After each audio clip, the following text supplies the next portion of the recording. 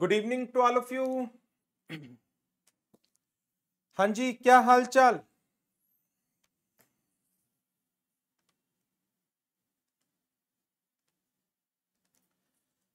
चलिए स्टार्ट करते हैं आज के सेशन को। और टॉपिक चल रहा है ऑडिट स्ट्रेटजी, प्लानिंग, प्रोग्रामिंग का। नो, पहले तो इसमें कुछ जो पहले दो लेक्चर्स में टॉपिक्स कवर किए उसको एक बार क्विकली रिवाइज कर लेते हैं और फिर आगे बढ़ेंगे। ऑडिटर सबसे पहले आफ्टर बीइंग अपॉइंटमेंट क्या करता है? आफ्टर बीइंग अपॉइंटमेंट जब एसए 300 में प्लानिंग की बात आती है तो बताइए उसकी सबसे पहली एक्टिविटी कौन सी होती है? First activity that is been performed by the auditor. जी बताइए।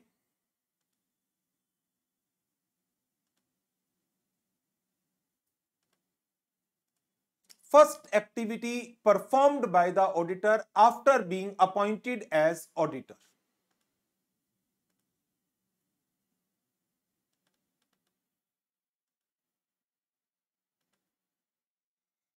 हाँ जी, चिराग,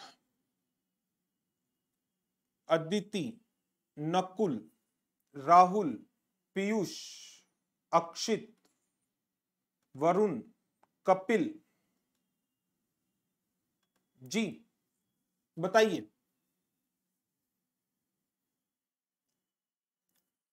राइट राहुल, बिल्कुल सही। सबसे पहली एक्टिविटी आ जाती है उसकी preliminary engagement activity.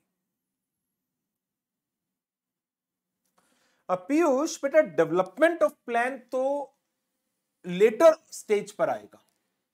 Preliminary engagement activities में वो क्या करता है? Number 1,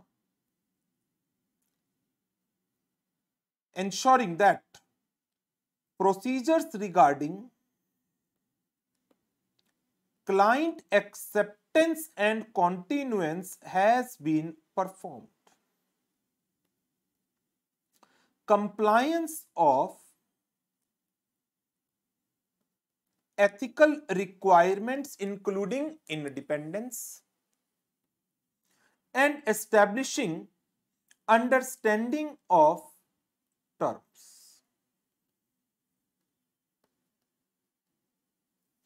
Establishing the understanding of terms. Preliminary engagement activity के बाद ऑडिटर क्या करता है? नंबर 2 पर एस्टैब्लिश व्हाट? क्या एस्टैब्लिश करेगा? Audit strategy.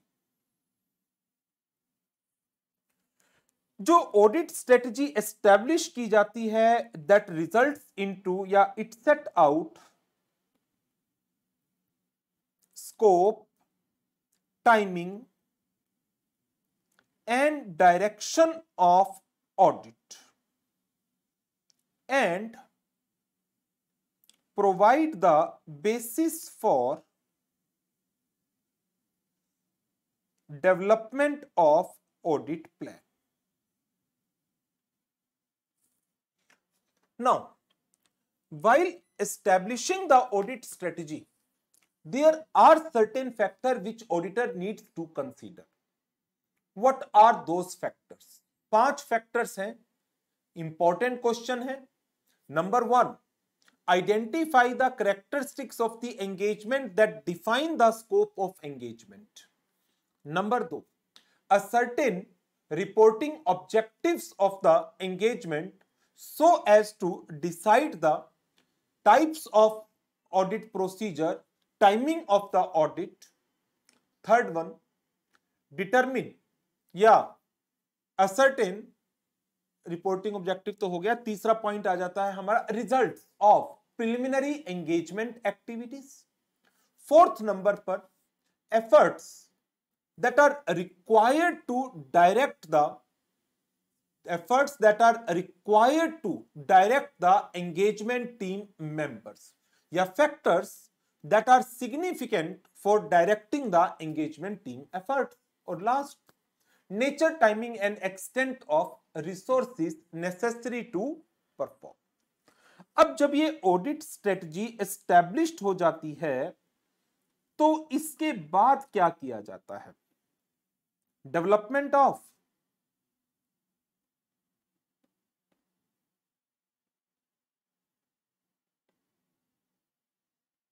Audit plan. अब ऑडिट प्लान डेवलप किया जाता है.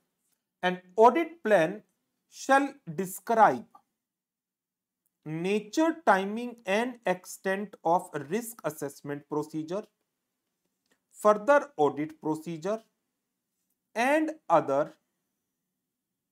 planned audit procedures.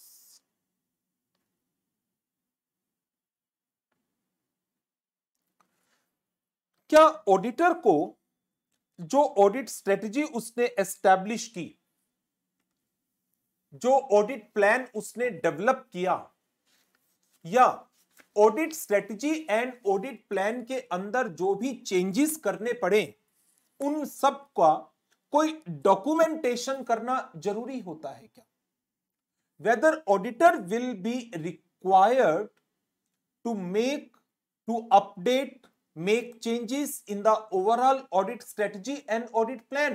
Yes, based upon unexpected events, changes in conditions and audit evidences collected by performing audit procedures, there might arise some situation where auditor will be required to make changes in the audit strategy या audit plan. तो जो changes auditor audit strategy में करता है, audit plan में करता है, क्या उन चेंजेस का भी डॉक्यूमेंटेशन करना जरूरी है? क्या उन चेंजेस का भी डॉक्यूमेंटेशन करना जरूरी है? Yes, all needs to be documented. तो ये चीजें हम पढ़ चुके हैं. ऑडिट स्ट्रेटजी की, ऑडिट प्लान की ओवरऑल रिस्पॉन्सिबिलिटी किसकी है? बताइए. Audit strategy and audit plan की ओवरऑल रिस्पॉन्सिबिलिटी किसकी है?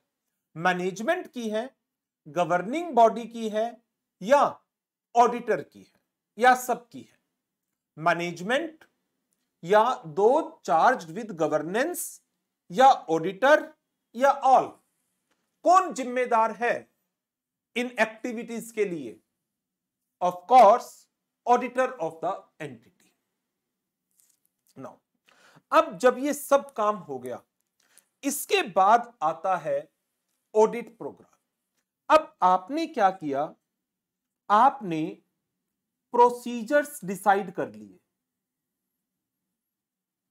आपने कहा आप आरएपी करोगे, आपने कहा आप एक टेस्ट ऑफ कंट्रोल करोगे, आपने कहा आप सब्सटेंटिव प्रोसीजर्स करोगे, एनालिटिकल प्रोसीजर्स करोगे.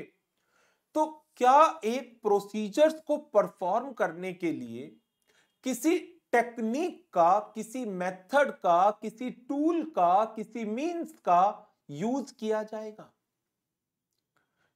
सो those techniques, methods, means, tools that are being used by the auditor, that are to be used by the auditor for performing the audit procedure, when these techniques are to be applied, by whom these techniques are to be applied, to what extent these techniques are to be applied, क्या मुझे एक detailed instructions अपनी engagement team को देनी पड़ेगी या नहीं देनी पड़ेगी? मैंने ऑडिट स्ट्रेटजी के थ्रू अपनी टीम को भी डिसाइड कर लिया था. तो अब जो मेरी टीम है उसे ये प्रोसीजर्स परफॉर्म करने हैं, तो इन प्रोसीजर्स के लिए उनकी टेक्निक्स क्या होंगी, कब उन्हें टेक्निक परफॉर्म करनी है, किसको करनी है, किस एक्सटेंट तक करनी है. तो अब मैं आता हूं इस प्लानिंग स्टेज के सबसे लास्ट मोमेंट के ऊपर, and that is audit program. तो ऑडिट प्रोग्राम क्या होता है? जहां पर आप एक एक प्रोसीजर्स के साथ जो एक्टिविटीज परफॉर्म होने वाली हैं उन सबको कवर अप करते हैं। So what is a audit program?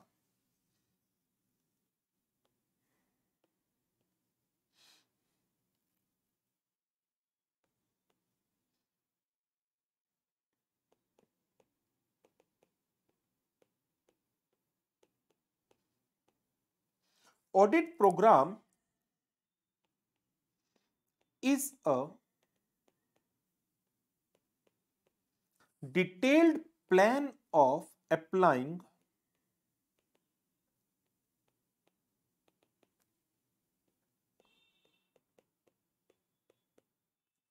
audit procedures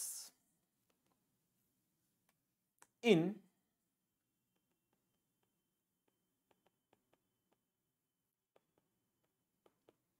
given circumstances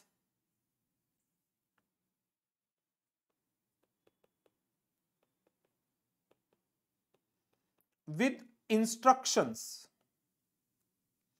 for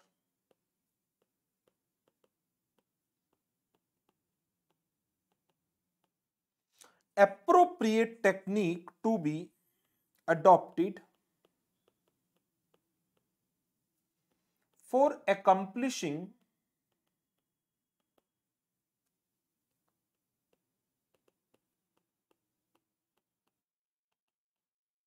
audit objective।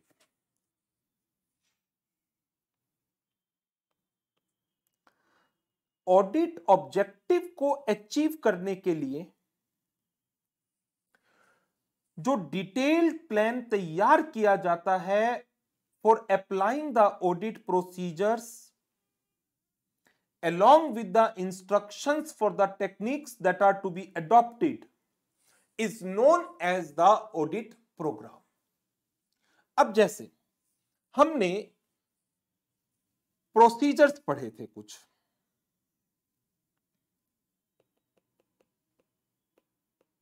Examples,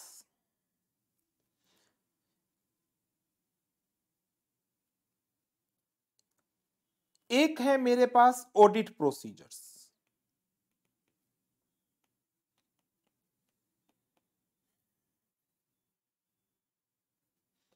that are being described in audit plan। इन ऑडिट प्रोसीजर्स को परफॉर्म करने के लिए अब मुझे अप्लाई करनी है कुछ audit techniques that is to be covered in audit program।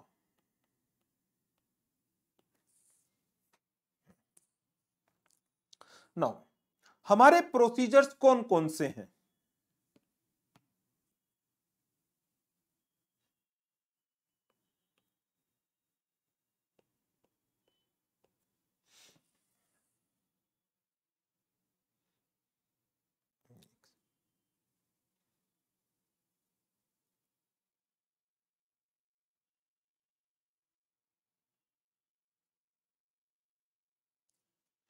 हमारे प्रोसीजर्स, नंबर 1,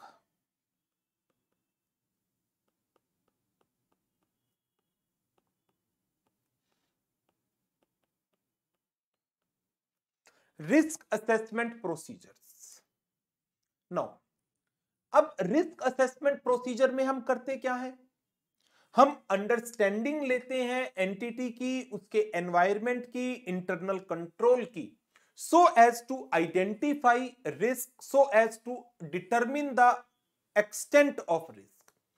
नेक्स्ट चैप्टर जो है हमारा उसका नाम ही यही है, risk assessment and internal control, जिसकी डिटेल हम नेक्स्ट चैप्टर में पढ़ने वाले हैं। तो इस प्रोसीजर के थ्रू हमें अंडरस्टैंडिंग लेनी है अपने क्लाइंट के बारे में, उसके एनवायरनमेंट के बारे में, उसके इंटरनल कंट्रोल के बारे में। तो हम क्या टेक्निक्स अप्लाई कर सकते हैं? We may apply inquiry. हम मैनेजरियल पर्सन से, एम्प्लॉय से इंक्वायरी कर सकते हैं। इंस्पेक्शन, हम रिकॉर्ड्स को एग्जामिन कर सकते हैं, प्लांट फैसिलिटीज को इंस्पेक्ट कर सकते हैं,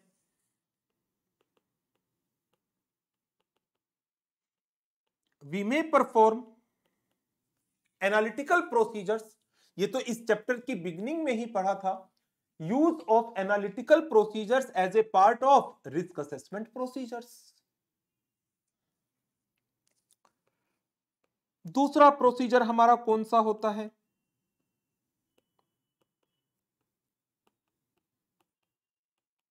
tests of control, also known as compliance procedures. Compliance procedures को हम इंटरनल कंट्रोल की एग्जामिनेशन, इंटरनल कंट्रोल की इवैल्यूएशन, उसकी एग्जिस्टेंस, उसकी इफेक्टिवनेस, उसकी कॉन्टिन्यूटी, कि जैसे परचेज के कंट्रोल, कि परचेज सेंट्रलाइज्ड है, डिसेंट्रलाइज्ड है, परचेज जेन्युइन है, फेक तो नहीं है, एक इनवॉइस की पेमेंट एक ही बार हो रही है, दो दो बार तो नहीं हो रही, मार्केट से ज्यादा प्राइस के ऊपर तो गुड्स को नहीं खरीदा जा रहा, जितनी क्वांटिटी खरीदनी चाहिए थी उससे ज्यादा तो नहीं खरीदी जा रही। तो जो कंट्रोल है, चाहे वो परचेज के हैं, सेल्स के हैं, पेमेंट ऑफ एक्सपेंस के हैं, एक्विजिशन ऑफ असेट्स के हैं, डिस्पोजल ऑफ इन्वेस्टमेंट्स के हैं, किसी भी financial asset, liability, income, expenditure activity का कंट्रोल मुझे उसे चेक करना है। तो उसके लिए व्हाट आई कैन डू, मेरे प्रोसीजर्स क्या हो सकते हैं? मैं इंक्वायरी कर सकता हूं, इंस्पेक्शन कर सकता हूं, इन कंट्रोल्स को रीपरफॉर्म करके देख सकता हूं। अभी ये जो वर्ड मैं आपको बता रहा हूं ना, इंक्वायरी, इंस्पेक्शन, रीपरफॉर्मेंस, ये सब पूरे डिटेल में चैप्टर 3 एंड 4 के अंदर हम कवर करेंगे। अभी मैं सिर्फ आपको एक एग्जांपल बता रहा हूं कि किस तरीके से ऑडिट प्रोग्राम को डेवलप किया जाता है और ऑडिट प्रोग्राम का मेन टारगेट या ऑब्जेक्टिव होता क्या है। अच्छा, इसके बाद तीसरा प्रोसीजर्स कौन सा आ जाता है हमारा? Substantive procedures. सब्सटेंटिव प्रोसीजर्स में हमारे क्या क्या एग्जांपल्स हो सकते हैं? Again, inquiry, inspection, observation, analytical procedures,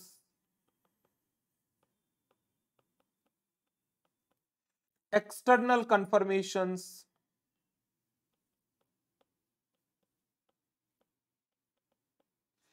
written representations from management, इन सब के ऊपर ना एक एक स्टैंडर्ड है। रिटन रिप्रेजेंटेशन एस से 580, एक्सटर्नल कंफर्मेशन एस से 505, एनालिटिकल प्रोसीजर एस से 520, ये सब ऑडिट एविडेंस के अंदर आते हैं। Inquiry, inspection, observation. तो ऐसा नहीं है कि ये सिंपल एक एक वर्ड है इंग्लिश के, नो, इन सबको ऑडिट के रेफरेंस में हमें डिटेल में कवर अप करना है, जो लेटर ऑन हम डिस्कस करेंगे। तो अभी तो मेरा ऑब्जेक्टिव सिर्फ इतना था कि मैं आपको ऑडिट प्रोग्राम में क्या चीजें कवर की जाती हैं और ये कैसे डिफर कर रहा है ऑडिट प्लान से, ऑडिट स्ट्रेटजी से, वो बताना था।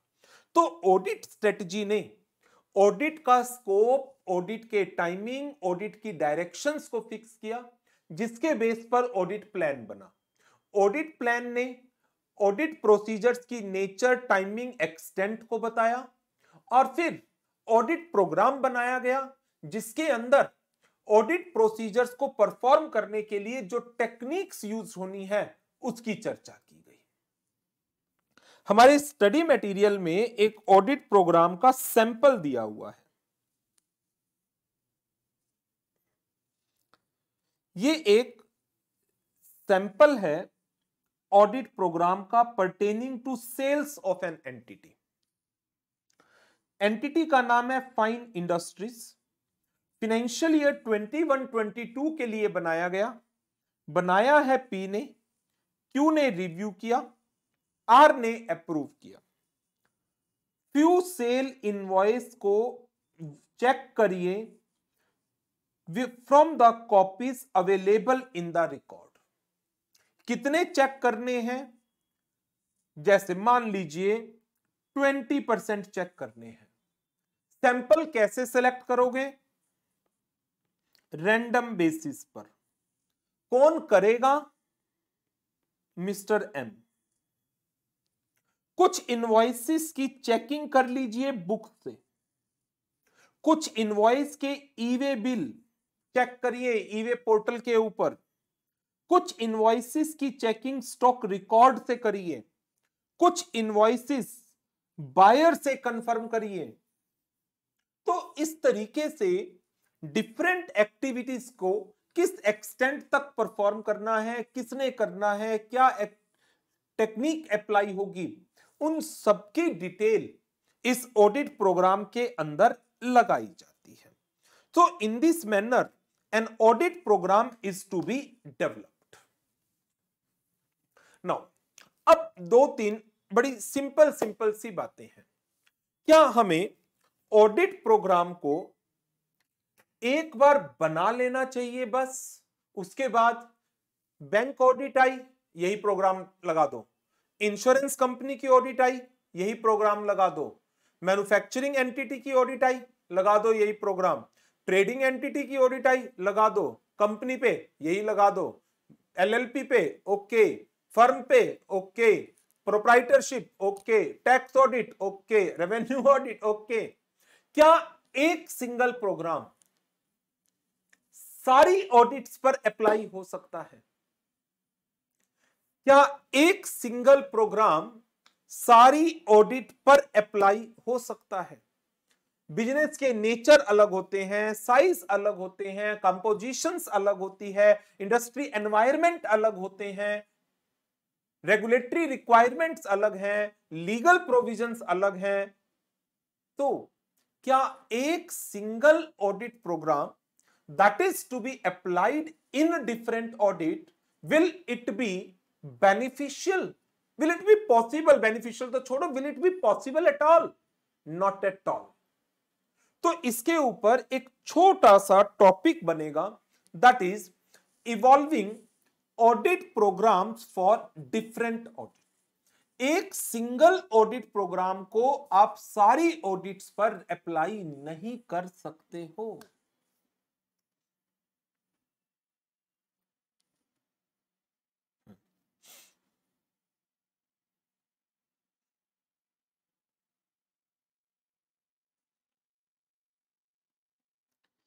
Evolving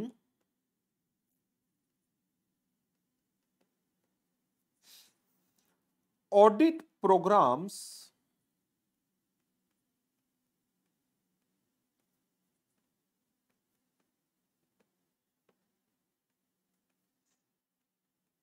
for different audits।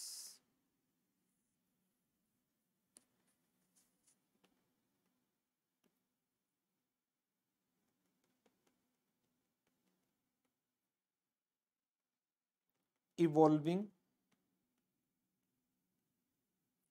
audit program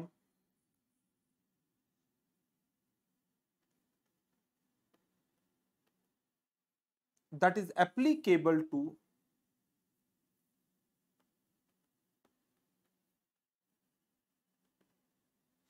all business entities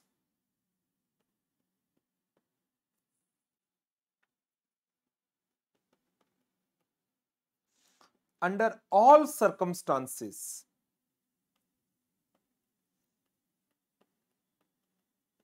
is not possible due to।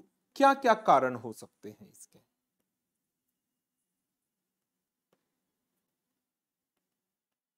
varying nature, size and legal form of entities। जैसे nature, banking, insurance, manufacturing, trading, service, size, big size, small size, medium size, micro, legal, corporate, non corporate, society, partnership firm, individual, HUF,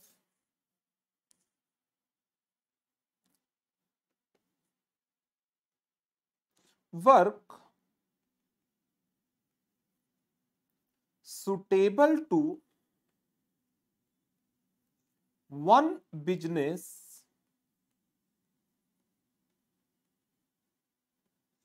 may not be suitable to another.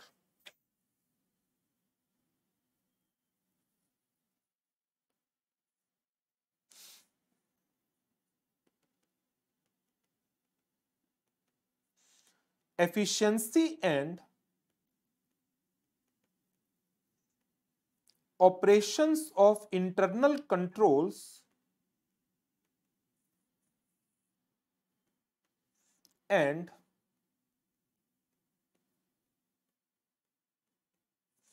exact nature of services to be rendered by auditor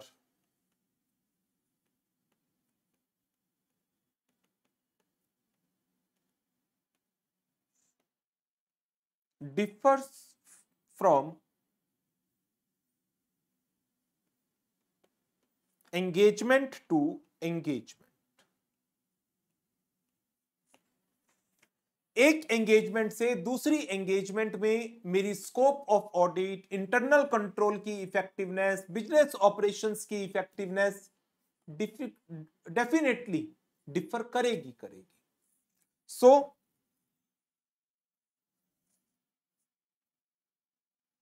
conclusion क्या निकल करके आता है? Hence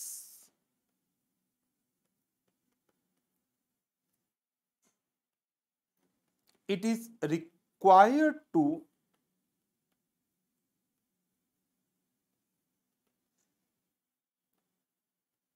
develop an audit program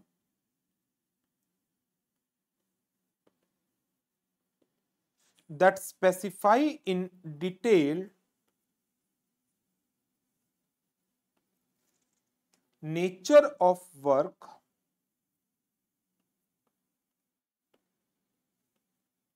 to be performed in a particular engagement.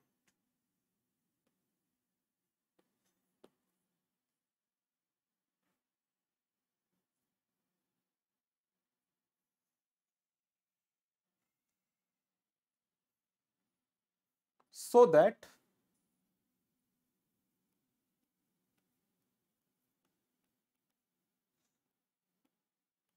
no time wasted on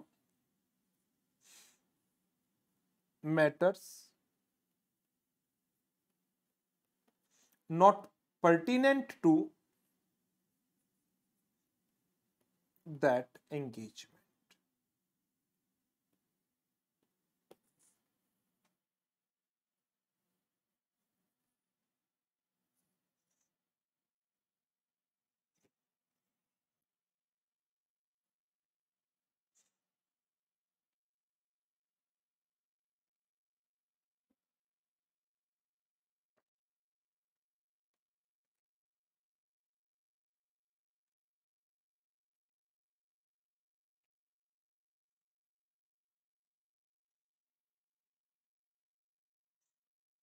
इसके ऊपर question देखें, कोई है क्या?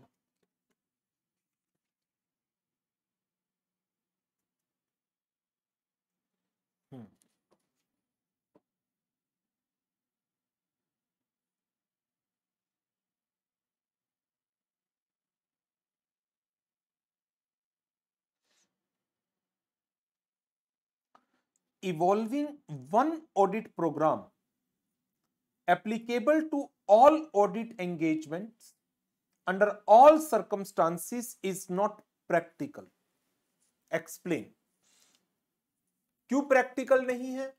क्योंकि business very in nature, size and composition. Work that is suitable to one business may not be suitable to another business. Efficiency and operations of controls, exact nature of services to be rendered by the auditor differs from assignment to assignment. ये primary reason है जिसके कारण एक single uniform audit program को develop करना that is applicable to all audit engagement practically feasible नहीं है. On account of such variation, evolving one audit program applicable to all business under all circumstances is not practical. However, audit program must specify in detail the nature of work to be done so that no time wasted on the matter not pertinent to the engagement. तो ये एक छोटा सा topic था, evolution of single audit program applicable to all audit engagements.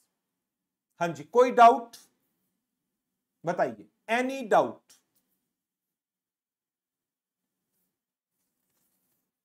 नहीं. चलिए फिर आगे बढ़ते हैं. Next topic,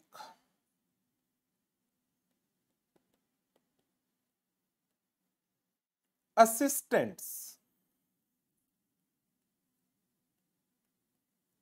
to keep an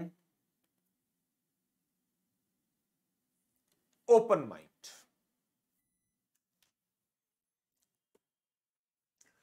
अब सोचिए, हमने एक ऑडिट प्रोग्राम बनाया, ऐसा कोई ऑडिट प्रोग्राम बना दिया और ये ऑडिट प्रोग्राम बनाकर हमने अपनी टीम के मेंबर्स को दे दिया और कहा जाओ ऐसा कर लो. अब यदि हमारी टीम के मेंबर उस प्रोग्राम के हिसाब से काम कर रहे हैं और during the work they realised कि जो प्रोग्राम डेवलप किया गया और जो एक्चुअल ग्राउंड लेवल पर सिचुएशन है बुक्स ऑफ अकाउंट्स की, रिकॉर्ड्स की, नेचर ऑफ बिजनेस एक्टिविटीज की, उसके हिसाब से प्रोग्राम पूरी तरह से मैच नहीं कर रहा. कुछ चीजें हैं जो जरूरत से ज्यादा प्रोग्राम में कवर कर दी गई बट कंपनी में इतनी सिग्निफिकेंट नहीं है. कंपनी में कुछ चीजें बड़ी सिग्निफिकेंट हैं, वो प्रोग्राम में या तो कवर ही नहीं की बाय मिस्टेक या उन्हें की एग्जामिनेशन को काफी कम कवर किया गया.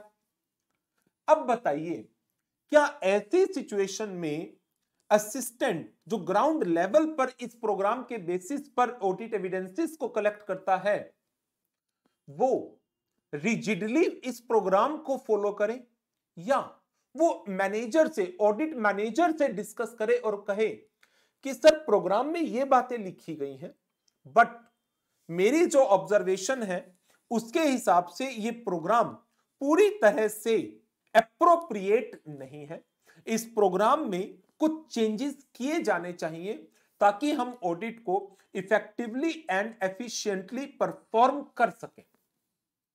अब बताइए, यदि कोई असिस्टेंट, मान लीजिए आप ही हैं, आप आगे जाकर आर्टिकलशिप में जाएंगे और आपने जो ऑडिट में पढ़ा सीखा उसके बेस पर आपको कुछ डाउट्स हैं, तो आपने अपने प्रिंसिपल से ये चीज डिस्कस की जिसके अंडर आप ट्रेनिंग कर रहे थे. अब वो प्रिंसिपल क्या करे, आपकी बात को अनसुना कर दे, आपको कहे जो कहा गया है वैसे करो, कल के आए हुए तुम 1 साल आर्टिकलशिप को नहीं हुआ तुम हमें बताओगे, या आपकी बात को सुनना चाहिए, समझना चाहिए और उसको एनालाइज करना चाहिए. हो सकता है आपकी बात सही हो, ऐसा तो नहीं है ना कि एक यंगस्टर उसकी बात गलती होगी, उसका एक्सपीरियंस नहीं है तो वो गलती होगा.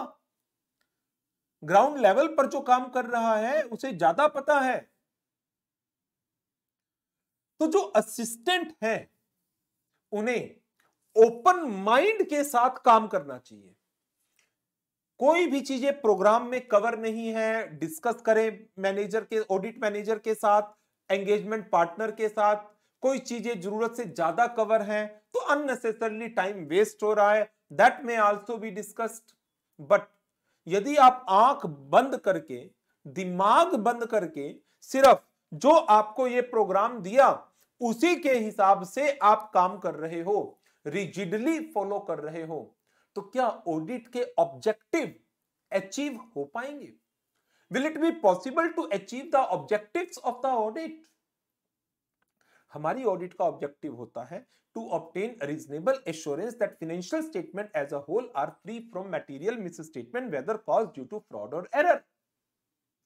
तो यदि हम अपने माइंड को ओपन नहीं रखेंगे, हम चीजों को एनालाइज नहीं करेंगे और ऑडिट प्रोग्राम की यूटिलिटी को नहीं ऑब्जर्व करेंगे, देन ऑडिट वर्क जो हमने परफॉर्म किया है that might not be appropriate. Hence there is a requirement, और वो रिक्वायरमेंट क्या है? असिस्टेंट्स, आप अपने दिमाग को खुला रखिए।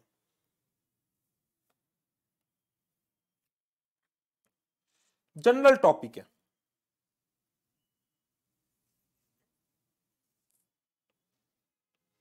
इंपॉर्टेंट है, आ सकता है एग्जाम में।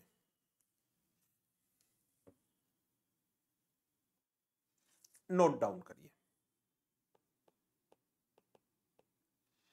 During initial stage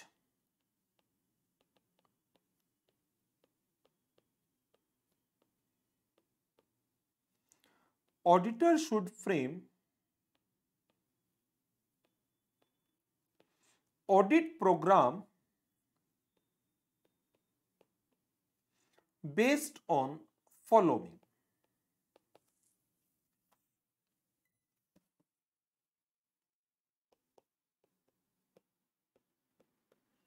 nature, size,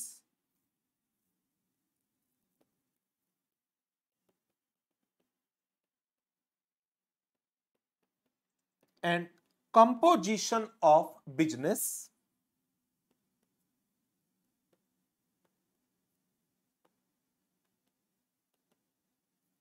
dependability of internal control,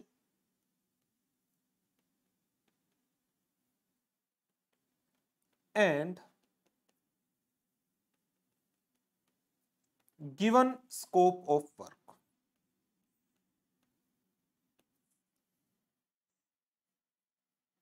तो इनिशियली आपने एक प्रोग्राम डेवलप किया, जैसे हमने एक प्रोग्राम डेवलप किया था अपना, ध्यान है?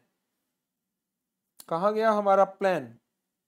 ये रहा कि हम इस चैप्टर में इस टॉपिक को इस डेट के ऊपर कवर करेंगे।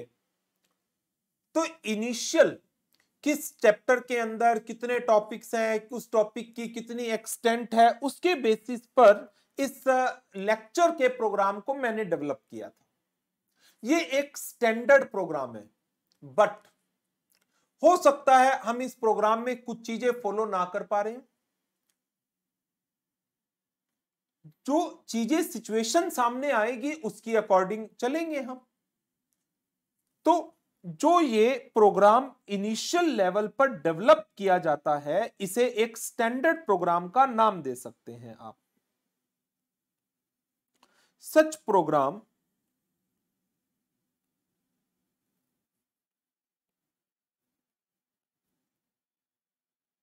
may be termed as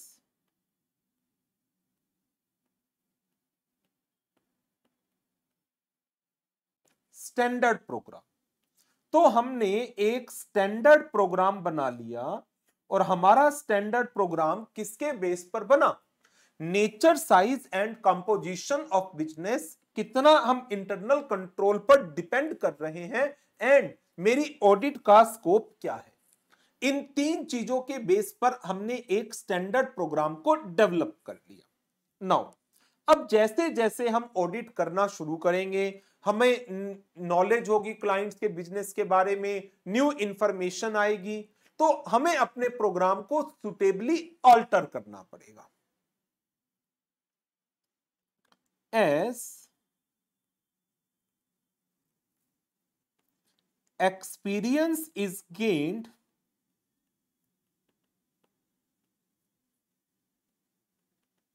and information is collected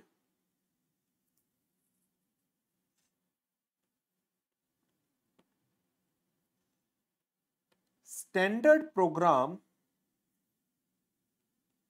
need to be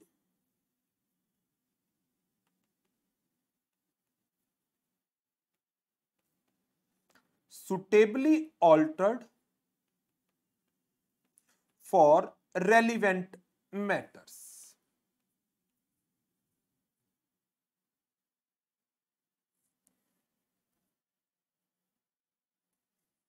अब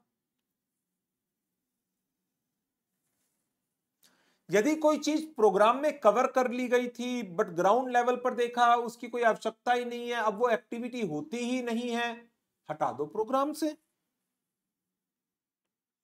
if any work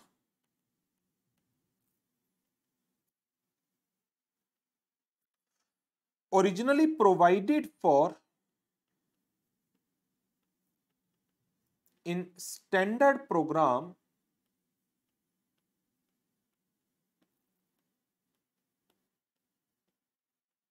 seems unnecessary.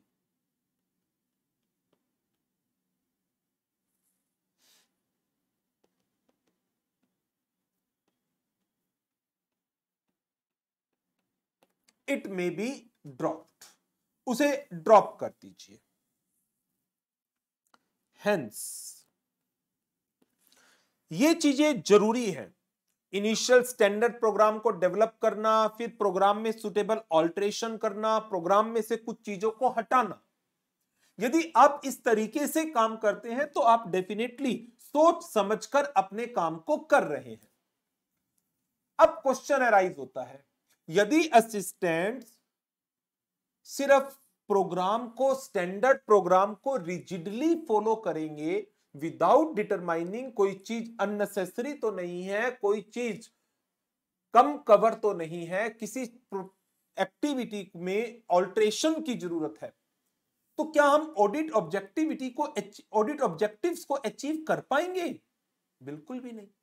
तो यदि आपको नेसेसरी ऑडिट ऑब्जेक्टिव्स को अचीव करना है, ऑडिट को एफिशिएंटली एंड इफेक्टिवली परफॉर्म करना है, तो आपको ऑडिट प्रोग्राम में ये सुटेबल चेंजेस लाने पड़ेंगे. और इन चेंजेस को कौन ला सकता है? वो तभी लाए जा सकते हैं यदि ऑडिट असिस्टेंट ओपन माइंड के साथ काम करता है. Hence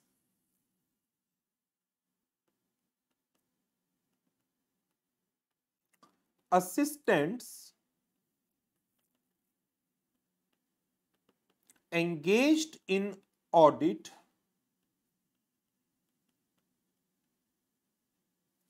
should be encouraged to keep an open mind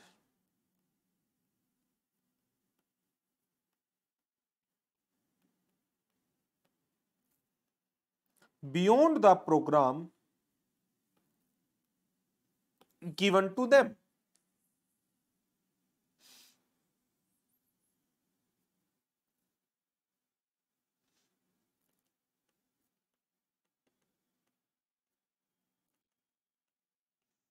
Any significant matter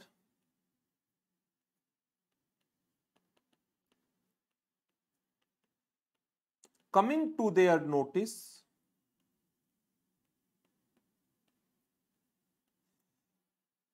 should be reported to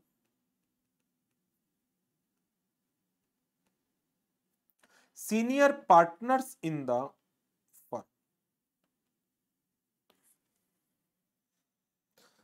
So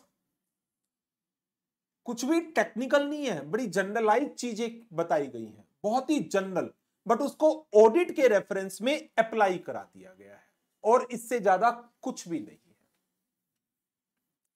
अच्छा, इसके ऊपर भी शायद एक क्वेश्चन आया हुआ है.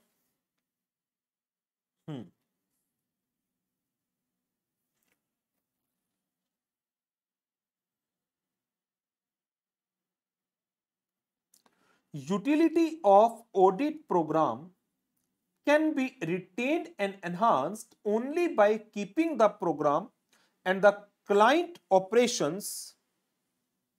अच्छा, अंडर पीरियोडिक रिव्यू नहीं, ये तो दूसरा टॉपिक आ गया। दिसंबर 21 के एग्जाम में क्वेश्चन आया। TP and Company, a firm of chartered accountant, is the auditor of KSR Limited for many years. KSR diversified their business into new area. Senior member of the audit team handed over the standard audit program of earlier year to the audit assistant and instructed them to follow the same. Assistant are conducting the audit accordingly. पुराने सालों का programme है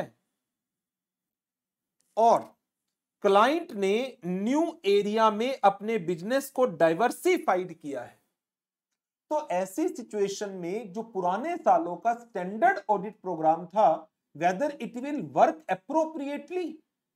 सोचिए, क्या ये programme appropriately काम कर पाएगा?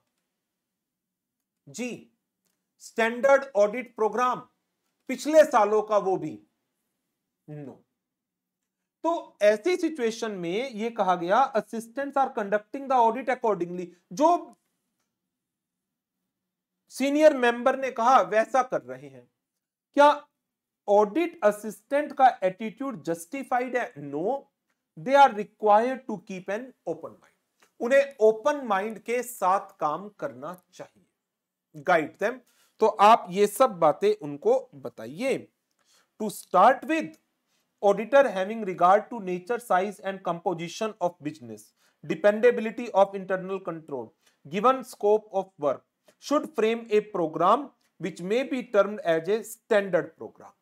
उसके बाद जहां जहां पर प्रोग्राम में ऑल्टरेशन की जरूरत है वो करिए, कोई चीज अननेसेसरी है उसे ड्रॉप कर दीजिए। And assistant should be encouraged to keep an open mind beyond the program. Any significant matter noticed by them should be reported to the seniors.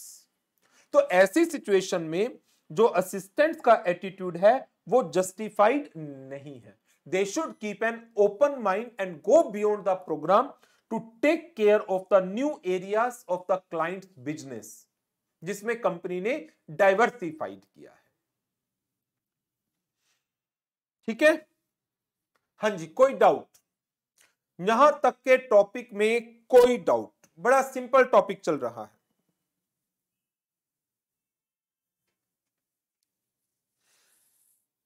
बताइए, डाउट है तो डाउट भेजिए, अदरवाइज डन का message.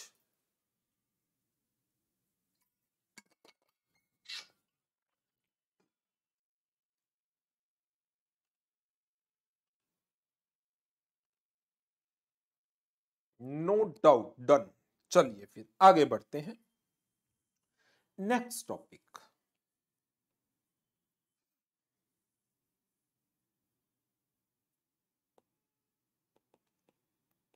इसी से ही जुड़ा हुआ टॉपिक है।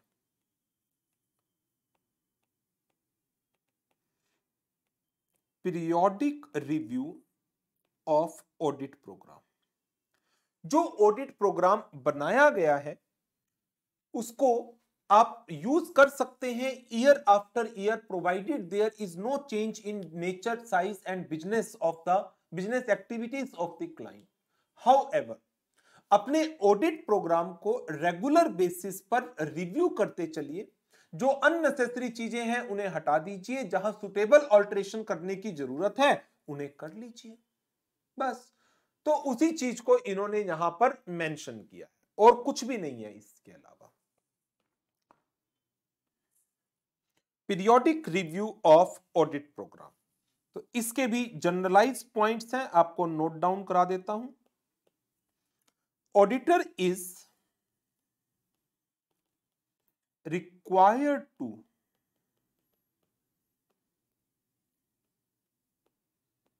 review the audit program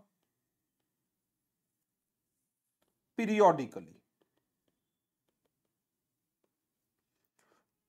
to assess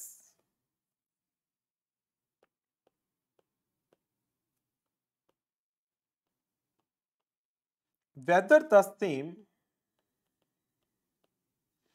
continues to be adequate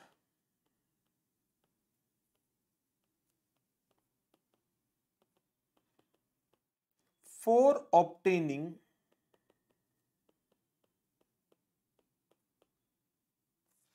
requisite knowledge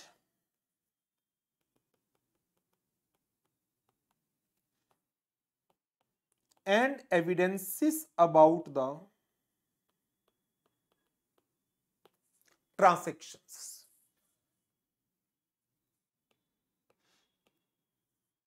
So, auditor को अपने ऑडिट प्रोग्राम को पीरियोडिक बेसिस पर डेफिनेटली रिव्यू करना है, असेस करना है, क्या वो कंटिन्यू टू बी एडिक्वेट, ठीक रहेगा, जो नॉलेज मुझे लेनी है एंटिटी के बारे में, जो काम मुझे करना है, जो एविडेंसेस मुझे कलेक्ट करने हैं,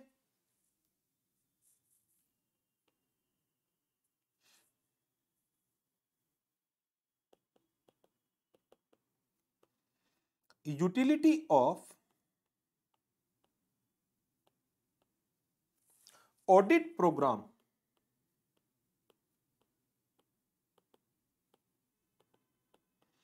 can be maintained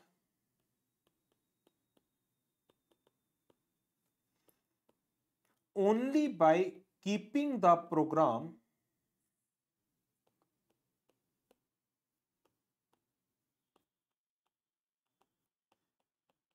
under periodic review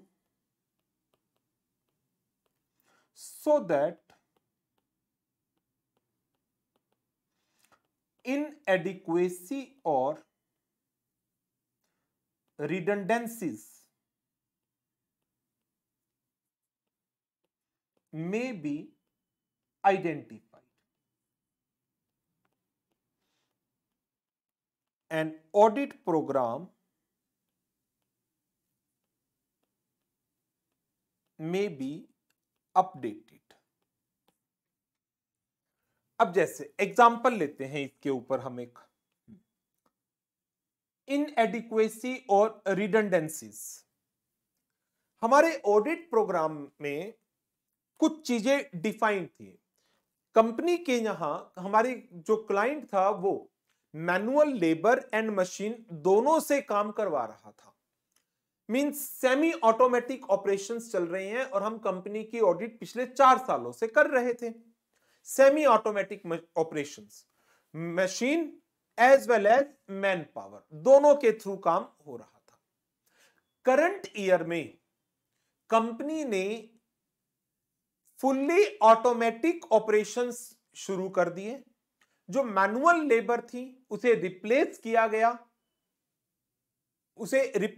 गया और जो स्किल्ड लेबर थी उसको हायर किया गया जो मशीन्स के ऊपर काम कर सके। तो अब बताएं, मेरे ऑडिट प्रोग्राम में जो पहले पेमेंट ऑफ वेजेस, पहले मैनुअल लेबर थी, डेली वेजेस जाती थी, डेली वेज के ऊपर एम्प्लॉइज को, लेबर को पेमेंट होती थी। अब जब स्किल्ड एम्प्लॉइज हायर कर लिए उनकी मंथली सैलरी जाती है।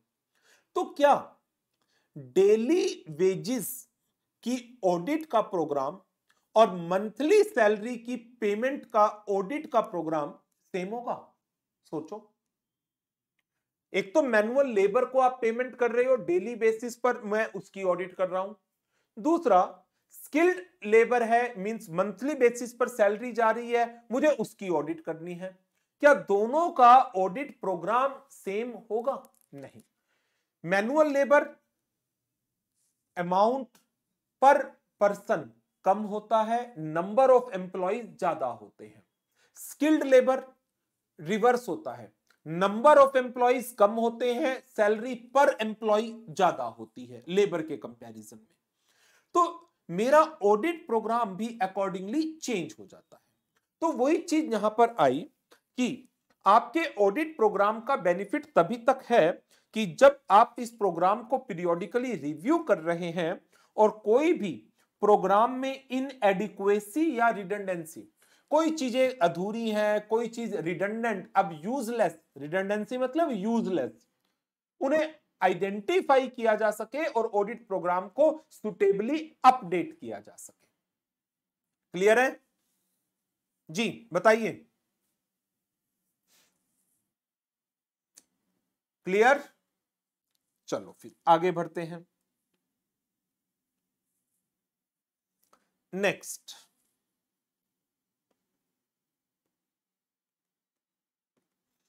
if periodic review is not carried out,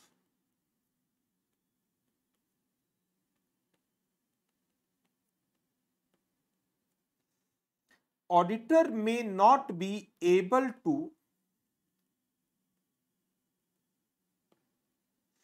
identify the changes in client business policies and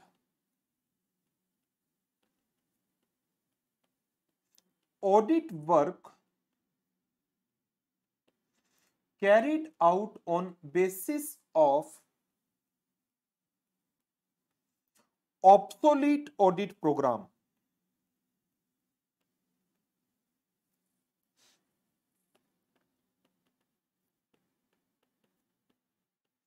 will not be considered effective and efficient.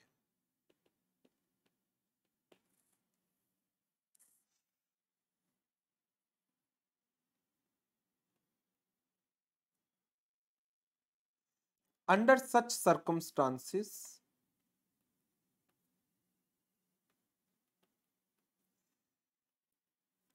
auditor may face consequences of professional negligence.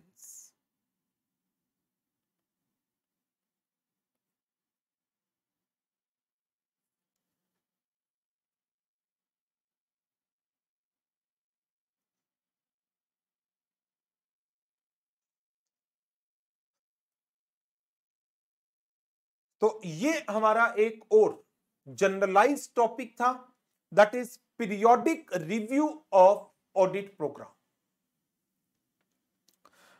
इसके ऊपर question आया हुआ है सितंबर 24 के exam में।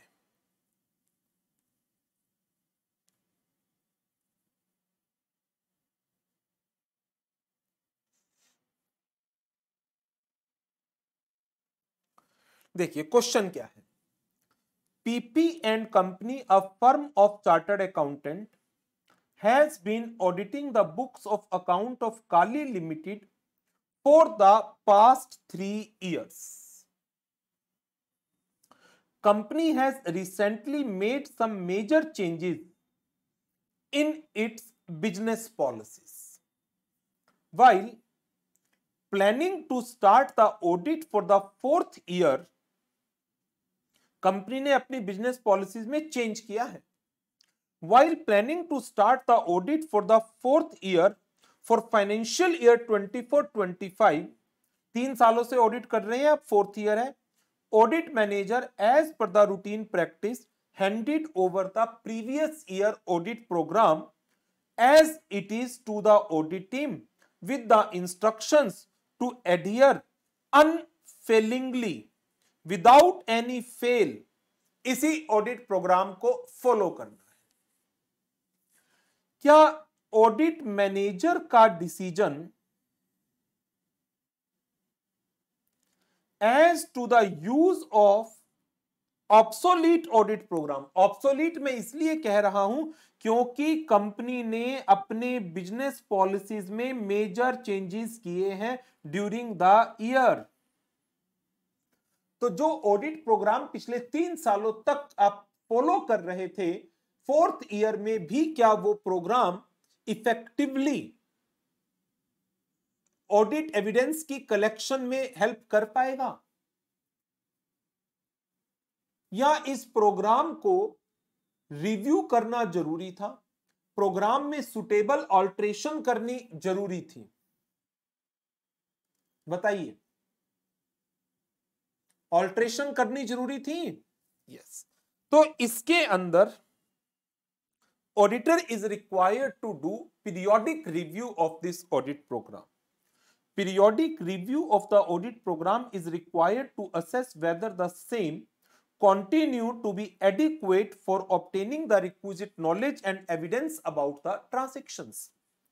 If periodic review is not done, any change in the business policy of the client may not be adequately known, and consequently audit work may be carried out on the basis of an obsolete program, and for this negligence whole audit may be negligently conducted and auditor may have to face legal consequences. Utility of the audit program can be retained and enhanced only by keeping the program and the client operation and internal control under periodic review so that any inadequacy or redundancy may be removed. So, decision of audit manager as to the use of previous year audit program in current year as it is not proper, क्योंकि major changes in clients business policies are recently made. यही similar question पहले भी आया हुआ है RTP में 19।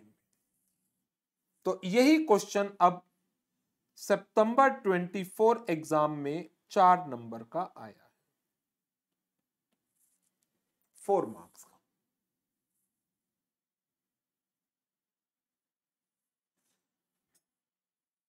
हाँ जी, बताइए, यहां तक कोई डाउट? सब चीजें बड़ी जनरलाइज चल रही हैं, सब बड़ा जनरलाइज्ड है।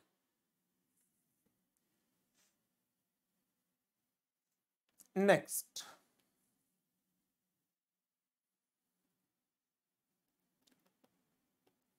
points to be considered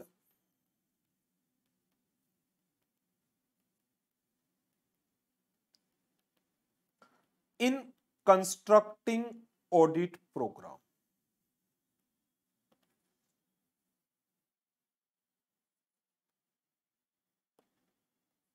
important, ये मैं आपको करा रहा हूं from the notes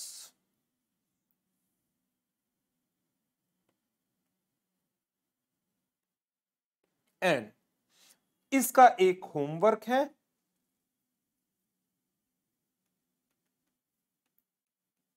write down any 5 points. घर से याद करके आपको 5 पॉइंट लिखने होंगे, एनी 5 पॉइंट्स।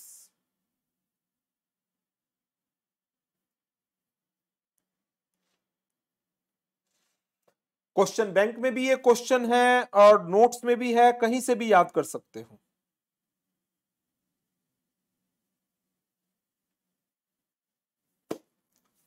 पहला पॉइंट, ऑडिट प्रोग्राम को कंस्ट्रक्ट करते वक्त ध्यान रखिए आपकी ऑडिट का स्कोप क्या है और किन लिमिटेशंस के अंदर रह करके आपको काम करना है। तो पहला पॉइंट आ जाता है, stay within the scope and limitations of the engagement या assignment. Number 2, prepare written audit program that contains the procedures needed to implement the plan. तो जो प्लान के अंदर प्रोसीजर्स बताए गए हैं, उन्हीं प्रोसीजर्स को आपको ऑडिट प्लान में डिटेल में कवर करना है along with the technique. Determine कौन से एविडेंसेस रीजनेबली अवेलेबल है and best evidence for deriving the necessary satisfaction assurance level कौन से होंगे। Apply only those procedures which are useful in accomplishing the verification purpose. जो procedures आप perform कर रहे हैं, जिस एरिया में परफॉर्म कर रहे हैं, उसका ऑडिट ऑब्जेक्टिव आइडेंटिफाई करिए। आप किसी पर्टिकुलर ट्रांजैक्शन की एग्जिस्टेंस को चेक कर रहे हैं, कि ये ट्रांजैक्शन हुई थी या नहीं हुई थी, या आप उसकी वैल्यूएशन को चेक कर रहे हैं कि इस ट्रांजैक्शन को कितने अमाउंट के ऊपर मेजर किया गया और ईयर एंड पर उसकी वैल्यू क्या थी, या आप उसका प्रेजेंटेशन डिस्क्लोजर चेक कर रहे हैं। तो आपका ऑडिट ऑब्जेक्टिव क्लियर होना चाहिए कि आप किसी भी चीज को जिसे आप एग्जामिन कर रहे हैं उसके पीछे आपका ऑब्जेक्टिव क्या है। Sufficient details which serve as the instruction for proper execution of the work must also be provided. Consider all possibilities of error and coordinate various procedures that are to be applied to related item, जैसे sales, trade receivable, provision for bad debt। क्या ये related items हैं?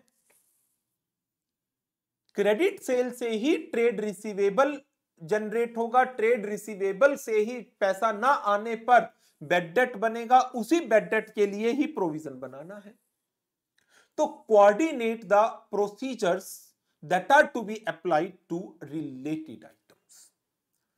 तो ये कुछ points हैं जिसमें से आपका होमवर्क क्या है, एनी 5 पॉइंट्स याद करके लिखना है। This is the most important topic in the audit program. Point wise है, कोई जनरलाइज टॉपिक नहीं है, बट स्पेसिफिक रहना है आपको इन्हीं पॉइंट्स में। तो पहला पॉइंट आ जाता है, stay within the scope and the limitation of the engagement. दूसरा point, prepare written audit program that contains the procedures needed to implement the plan. Determine the evidences which are reasonably available and identify the best evidence for deriving the necessary assurance or satisfaction. Apply only those procedures which are useful in accomplishment of verification purpose. Include audit objective for each area of the audit and sufficient detail which serve as a set of instructions for the assistants for execution of the work. Consider all possibilities of error. Coordinate the procedures that are to be applied to related items.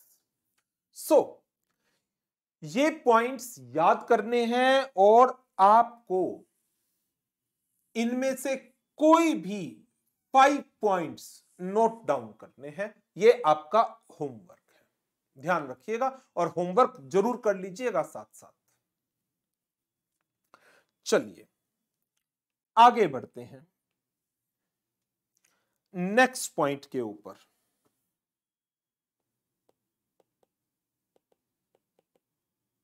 Obtaining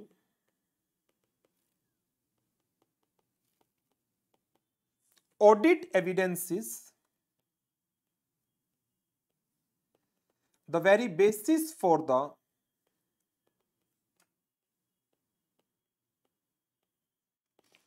audit program. So now the topic is कि जो आप audit programme में activities कर रहे हैं, procedures को perform करना through the technique, किस लिए, ऑब्जेक्टिव क्या है, to collect the audit evidences जिसके बेसिस पर आपको कंक्लूजन ड्रॉ करना है and that conclusion is to be expressed in the form of the audit opinion. So एक टॉपिक अलग से पूछा जा सकता है ये, दैट इज कि ऑडिट प्रोग्राम के अंदर आप ऑडिट प्रोसीजर्स, ऑडिट टेक्निक्स को परफॉर्म कर रहे हैं and what is the purpose for performing these procedures और the technique. The ultimate objective is to collect the audit evidences. जैसे मैंने इंक्वायरी की, तो जो इंक्वायरी का रिजल्ट है that will work for me as a audit evidence जिसके base पर मैं कंक्लूजन ड्रॉ करूंगा। मैंने एनालिटिकल प्रोसीजर्स परफॉर्म किए, उसके बेस पर मैं अपने कंक्लूजन्स ड्रॉ करूंगा।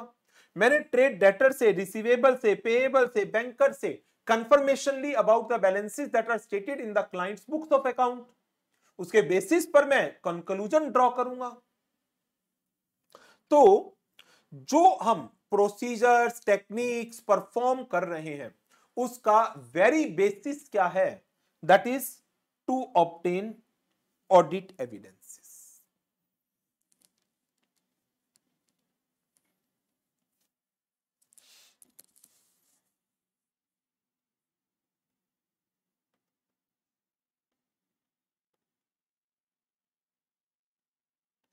ऑडिट प्रोग्राम इज डिजाइन्ड किस लिए?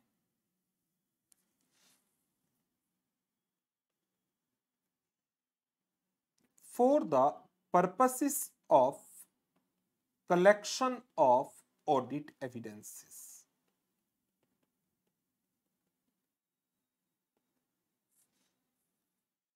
by performing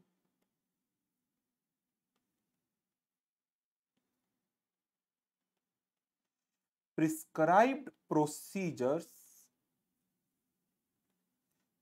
and techniques। तो ये जो ऑडिट एविडेंसेस कलेक्ट किए जाते हैं, audit evidences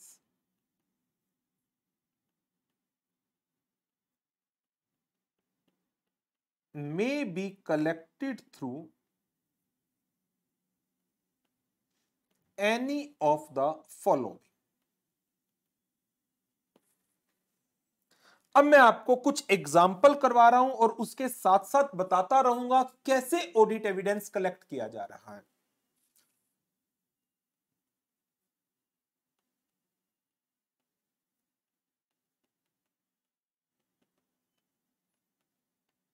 documentary examination.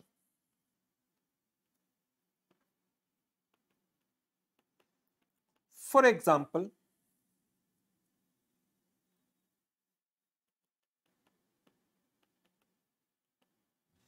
examining rent agreement, managing director का अपॉइंटमेंट एग्रीमेंट, लीज एग्रीमेंट। तो आप डॉक्यूमेंट्स को एग्जामिन कर रहे हैं, उससे आप मैनेजिंग डायरेक्टर का रेम्यूनरेशन, रेंट एग्रीमेंट से रेंट का अमाउंट, लीज एग्रीमेंट से लीज की टर्म्स एंड कंडीशंस, उन सब चीजों के एविडेंस कलेक्ट कर सकते हैं। B,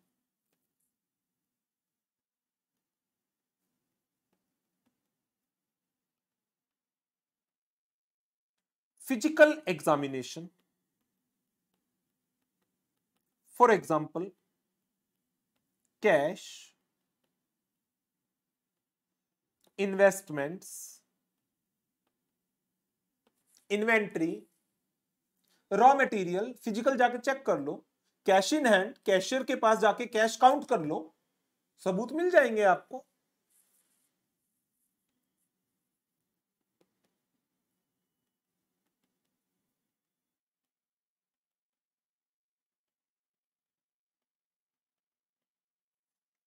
arithmetical calculations, for example,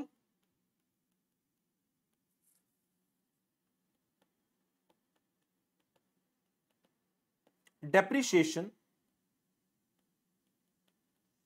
interest on debentures, dividend, royalty, managerial remuneration, mathematical calculations है सारी।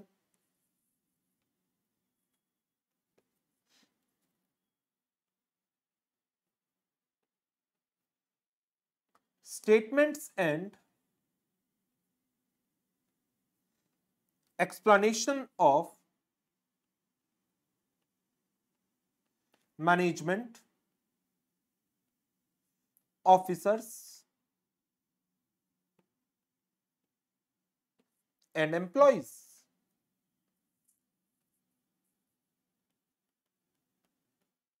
For example, written representations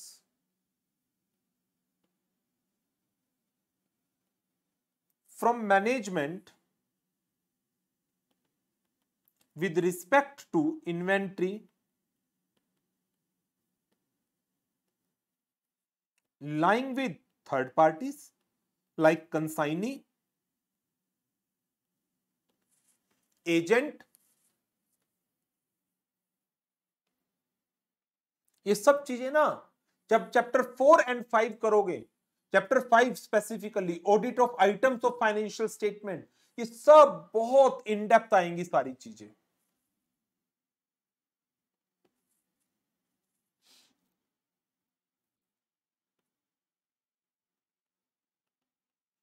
inspection of minute books, for example to check the resolution passed for payment of dividend,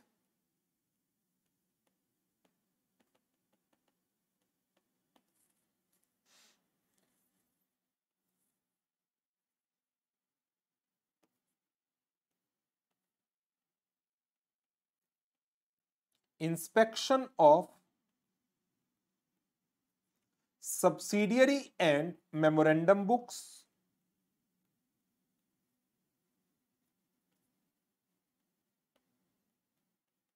subsidiary books हो गई जैसे day book, purchase book, sale book, cash book, memorandum record, good sent on approval basis के records,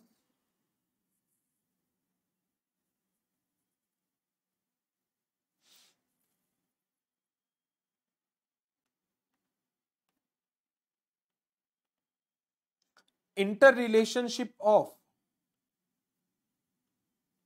accounting data, for example ratio analysis,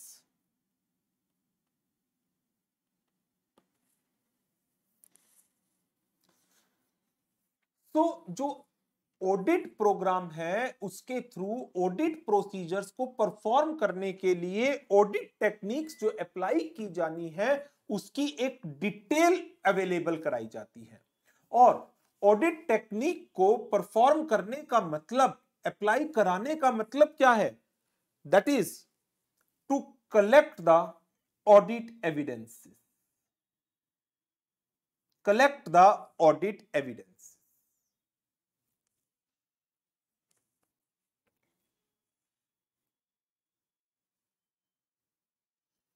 इसके ऊपर question शायद है या नहीं है, देखें।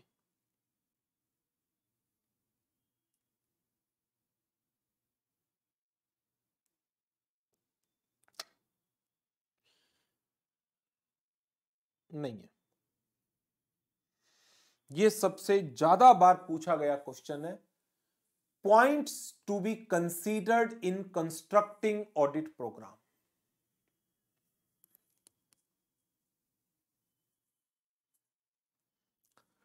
अब चलेंगे दो लास्ट टॉपिक के ऊपर।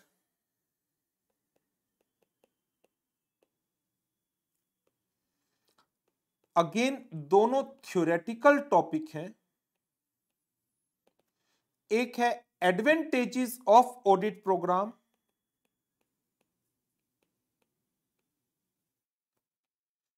और दूसरा है disadvantages of audit programme.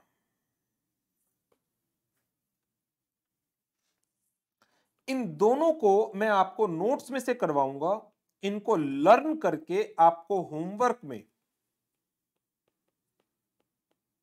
Note down 3 to 4 points.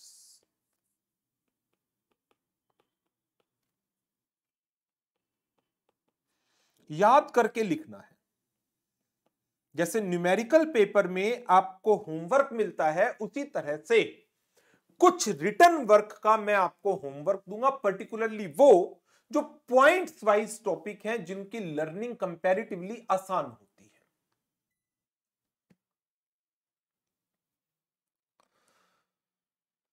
Audit program क्या फायदे हैं? इतना कुछ पढ़ लिया, तो अब आप ऑडिट प्रोग्राम के फायदे तो बड़े आराम से याद कर सकते हैं। नंबर 1, असिस्टेंट आपको क्लियर सेट ऑफ इंस्ट्रक्शंस मिल जाती हैं, what you have to do. It provides the assistant with the clear set of instructions of the work to be done. Provide a total perspective of the work to be performed. सारे area को cover करता है। Selection of the assistants to perform an activity on the basis of their capability becomes easier. Assistants, by putting their signature on the program, accept their responsibility for the work carried out by them. कि ये काम मुझे करना है, audit programme पर signature करवा लो उस assistant के कि हाँ आपके नाम के आगे आप साइन कर दीजिए कि आपको ये काम करने हैं, सो दैट लेटर ऑन आपको उस चीज के लिए अकाउंटेबल, जिम्मेदार ठहराया जा सके। उस काम को दोबारा करना हो तो आप करेंगे। प्रिंसिपल जो एंगेजमेंट पार्टनर है वो ऑडिट की प्रोग्रेस को एग्जामिन कर सकता है by examination of audit program initiated by the assistants. It serves as a guide for audit to be carried out in the succeeding year. Future year के लिए references का काम करता है। और एक properly drawn audit program in the event auditor के ऊपर कोई नेग्लिजेंस का चार्ज लगाया जाता है कि आपने अपने काम को सही ढंग से, सही तरीके से नहीं किया है, then what the auditor can do? Auditor can put the audit program in front of that person जिसने ये एलिगेशन लगाई है, ये बताने के लिए that मैंने अपने काम को प्रोफेशनली मैनेज तरीके से किया है, मैंने अपनी एक्टिविटीज को किस तरीके से परफॉर्म किया, what are my audit procedure, इन प्रोसीजर्स के लिए क्या टेक्निक्स फॉलो की गई, इन टेक्निक्स के पीछे ऑब्जेक्टिव क्या काम कर रहा था, इस एक्टिविटी को किस पर्सन ने परफॉर्म किया, किस समय किया, किस एक्सटेंट तक किया, वो सारा का सारा ऑडिट प्रोग्राम के थ्रू एक पर्सन के सामने रख देगा और कहेगा how you can put A negligence charge of negligence over me. आप मेरे ऊपर नेग्लिजेंस का चार्ज कैसे लगा सकते हैं, ये चार्ज गलत है। सो ऑडिट प्रोग्राम के एडवांटेजेस क्या क्या हैं, दोबारा से एक बार रिवाइज कर लेते हैं। Number 1, it provides the assistants the clear set of instructions of the work to be done, provides a total perspective of the work that is to be performed by the auditor, selection of the assistants for the job on the basis of their capabilities becomes easier, assistants may be held responsible for the work against which they have put their signature. Progress of the audit activities can be controlled by the principal. Serve as a guide for audit to be carried out in succeeding year. And serve as a evidence in the event of any charge of negligence is framed against the auditor. बताइए किसी point में कोई doubt जिसको further discuss करने की आवश्यकता लग रही है? Any point that requires further discussion?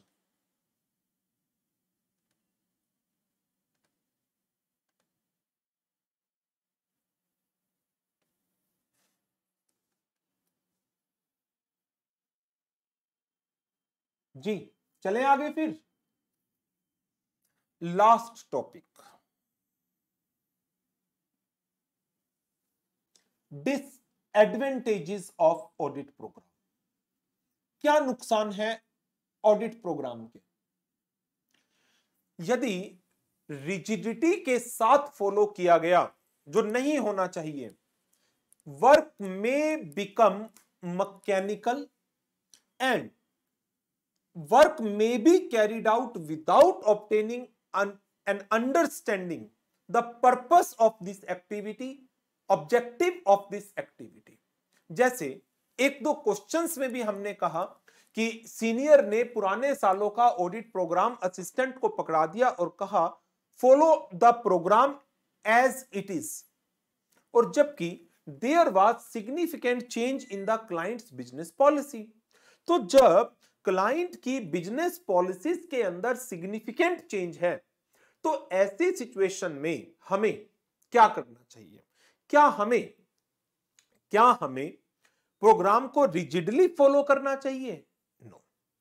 तो एक प्रॉब्लम इसकी यही आ जाएगी, वर्क में बिकम मैकेनिकल। बस प्रोग्राम दे दिया और असिस्टेंट वैसे ही काम किए जा रहे हैं जैसा प्रोग्राम में लिखा है, without applying their mind, open mind से काम नहीं कर रहे।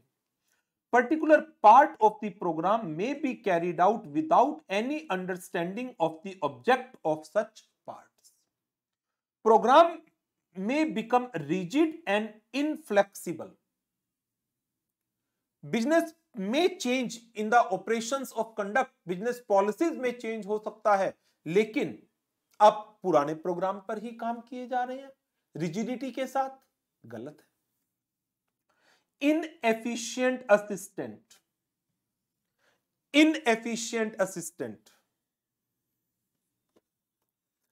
they may take shelter behind the program.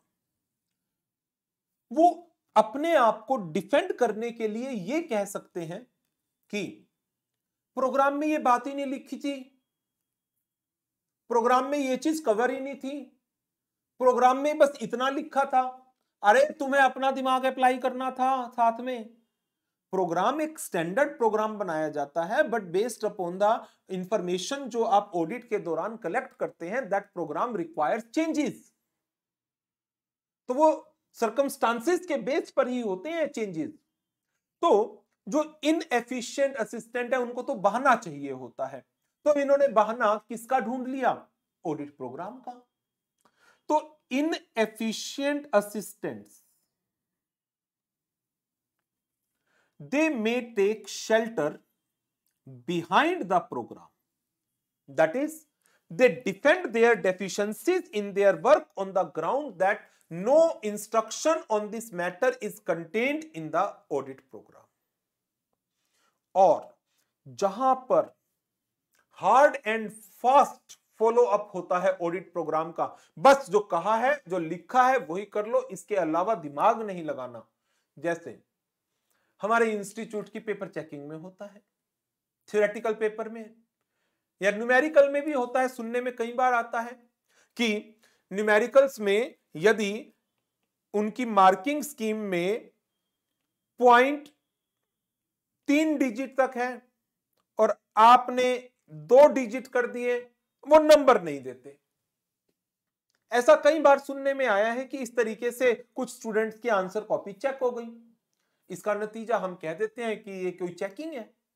तो वही चीज यहां पर आ गई कि जब थ्योरेटिकल पेपर होता है आपका, तो जो ये पॉइंट लिखे गए हैं ना, यही लिखने हैं, अपना दिमाग नहीं लगाना। यहां पर हम क्लियरली बोलते हैं, ठीक, सभी टीचर्स का एक ही स्टैंड रहता है कि बेटा नंबर लेने हैं यदि, तो जो आईसीएआई का स्टडी मटेरियल बोलता है वैसा ही लिखो। And that is the reason कि किसी भी टीचर का स्टडी मटेरियल कंटेंट आप उठा करके देखोगे, वो 99% आईसीएआई के स्टडी मटेरियल से रिजेंबल ही कर रहा होगा। क्यों जरूरी है ये? तो जिस चीज के नंबर मिलने हैं हमें भी उसी तरह से काम करना पड़ेगा। तो we have to follow it with rigidity. अब इसमें ऐसा तो नहीं है ना कि मैं डिसएडवांटेजेस में ये पॉइंट्स हटाकर अपने कुछ लिख दूं ना, स्टडी मटेरियल वाले ही हैं, यही करने हैं। तो hard and fast audit program, it may kill initiative of efficient and enterprising assistants. वो क्रिएटिविटी के साथ कुछ सोचेंगे ही नहीं, कोई नया इनिशिएटिव ही नहीं लेंगे कि बस जब यही प्रोग्राम फॉलो करना है तो मैं क्यों अपना दिमाग वेस्ट करूं इन चीजों के ऊपर, मैं क्यों अपनी एनर्जी लगाऊं। इन डिसएडवांटेजेस को दूर करने की जरूरत है। कैसे दूर किया जा सकता है? आप असिस्टेंट्स के वर्क को सुपरवाइज करिए, असिस्टेंट ने जो आपको बोला उसको रिसीव करिए। आपका एटीट्यूड रिसेप्टिव नेचर का होना चाहिए। उसने बोला और उसको डांट के भगा दिया, तुम कल के आए हुए, तुम मुझे बताओगे कैसे ऑडिट करनी है? नहीं, रिसेप्टिव एटीट्यूड होना चाहिए सीनियर्स का। एनकरेज करिए असिस्टेंट को to observe the matter objectively, और कोई भी सफिशिएंट मैटर, सिग्निफिकेंट मैटर आपकी नॉलेज में आता है, then bring it to the knowledge of attention of notice of senior persons, partners, managers. So audit program के क्या क्या डिसएडवांटेजेस हैं? नंबर 1, जो आपका काम है it may become mechanical and some part of the audit program may be performed without obtaining understanding of that part. Rigidity. Business may change significantly, business operations policies में change था, but आप यदि पुराने programme के हिसाब से, rigidity के हिसाब से काम कर रहे हैं without making the program flexible, then that program will not give you the desired results. Inefficient assistants, they may take shelter behind the audit program, mentioning that this part is not covered, this part is not mentioned in the audit program. And hard and fast audit program kill initiative of efficient and enterprising assistant. So see, these disadvantages needs to be removed, and that can be removed by imaginative supervision of work performed by the assistant, receptive attitude of the auditor, and encouraging the assistants to check the matter objectively and bring significant matters to the attention, to the knowledge, to the notice of the senior partners of the firm. So this is all about chapter number 2, audit strategy, audit planning and audit program. Audit strategy, audit planning and audit program. तो इसके साथ ये chapter हमारा complete हो गया। इस chapter के descriptive question लगभग 1-2 को छोड़ दे तो सारे मैंने आपके साथ क्लास में डिस्कस किए हैं। तो अब आपका क्या काम बनता है? चैप्टर को रिवाइज करना है, क्वेश्चंस की प्रैक्टिस करनी है अच्छी तरह से, एंड इसके मल्टीपल चॉइस क्वेश्चंस की खुद प्रैक्टिस करिएगा। वैसे इसके जो मल्टीपल चॉइस क्वेश्चंस हैं वो लेटेस्ट, बिल्कुल लेटेस्ट से मेरा मतलब है अपडेटेड, सितंबर 24 के एग्जाम्स तक की, इसकी मैंने आज ही एक न्यू वीडियो रिकॉर्ड की है और YouTube पर भी अपलोड की है।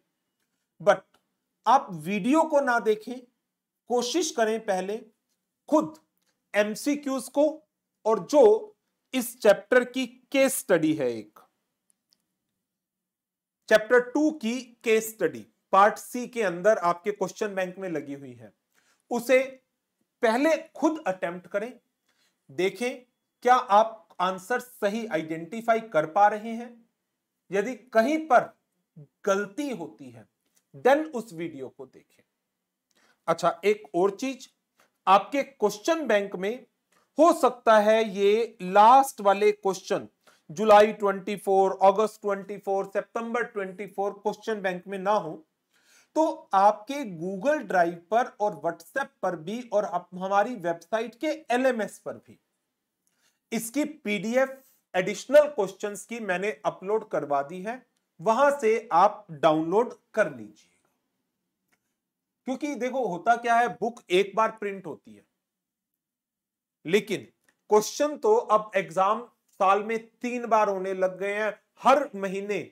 अब सितंबर के महीने में पेपर हो गया, अब नवंबर में एक MTP आ जाएगा, दिसंबर में दूसरा MTP आ जाएगा, और अभी शायद इस मंथ के एंड तक शायद RTP भी रिलीज हो जाए, फिर जनवरी में फिर पेपर आ जाएगा।